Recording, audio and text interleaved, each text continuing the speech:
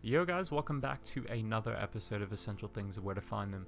In this video, we're going to be looking at one of my absolute favorite farming runs in Dark Souls 1. This route is extremely convenient for late game or people trying to prep for their next playthrough. In this video, we're going to be looking at Titanite Chunks, Titanite Slabs, where we can farm those things, and while we're doing that, we also have the potential to pick up a Dark Hand or two as well.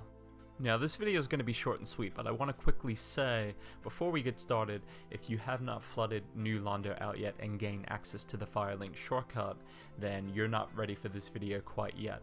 Alternatively, I did upload a video that will show you how to access New Londo earlier than you normally would if you were playing through the game a first time, for example. Now this may not necessarily fall into what you're looking to achieve in your playthrough, so make sure that you watch that video through, and if you decided to run with me on this, then come back here and you're going to follow my character from the Firelink Shrine bonfire. So if this is your first time playing through the game and you're watching this video, you're probably wondering, Gia, why did you decide to revolve an entire video around normal Titanite chunks and slabs?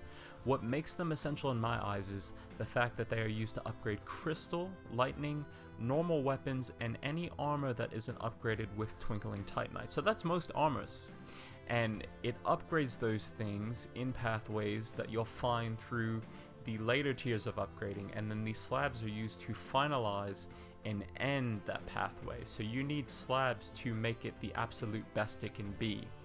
Now, the elevator that I just went down, you won't have access to if you have not flooded New Londo and came from the bottom working your way up. Stepping on that elevator and making it go up will essentially enable the shortcut. And once again, my joining Dark Wraith early video will show you how to find all this fairly easy, and it'll walk you through. So feel free to open that up if there's any confusion. So yeah, slabs are used to achieve your end goal, and that's great because if you're trying to test weapons or armor sets for PvP or your next playthrough, this is the perfect farming route to do that. These Dark Wraith enemies down here, they drop chunks fairly consistently. You're almost guaranteed one every run through. Now they're fairly easy to take out. You just get behind them and backstab them. You could put on a Hornet's Ring, equip a dagger with high crit, and take care of them. I think this one run I got 3 chunks and then I get the 1 slab. Behind this illusionary wall you'll have an extra wraith you can farm out too. That chest behind him is a non-mimic Titanite chunk chest, and he does respawn, so you can add him to your run, which is really cool. But at the end of this run I pick up a Titanite slab. 3 runs later I pick up another Titanite slab. Now there's a decent amount of people that don't know that Dark Wraiths drop slabs. Now I just want to quickly say that ghosts come out of the wall in that next building behind me, and there's 2 Dark Wraiths in there. So you definitely want to lure these guys out, especially if you don't have a transient curse on to deal with the ghosts. These guys drop me 2 Titanite chunks here. Now they also have a chance to, like, 1 Dark Wraith can drop 2 chunks. You also have an opportunity for that to happen, which is really cool. And there is a Titanite chunk at the right corner of the building that I'm currently in, but I'm gonna get the slab right here. And you're probably wondering the drop rates on everything. You know, what are the chances that these guys can drop me slabs, chunks, and a Dark Hand? Now the slab is extremely low, which is why you want to be wearing the gold covetous serpent's ring and have 10 humanity.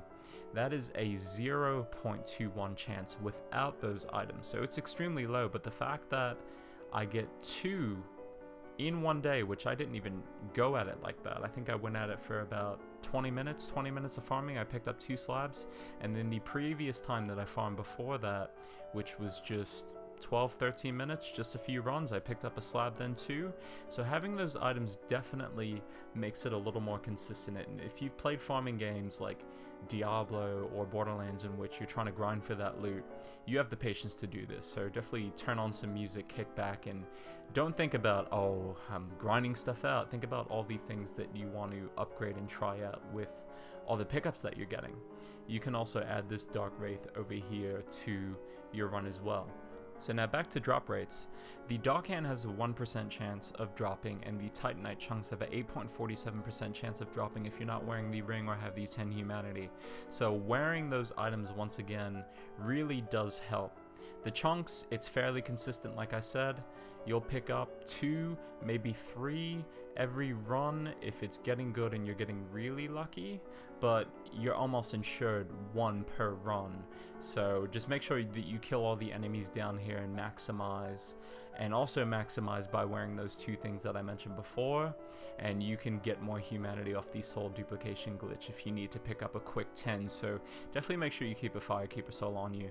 And that is it for the video. So if this helped you, feel free to leave a like on it and sub to my channel if you love Souls content and you're loving the stuff here, because I'll definitely be putting a lot more stuff out in the future, and I have a few announcements that I'm going to be making later on down the road. I'm really excited for that.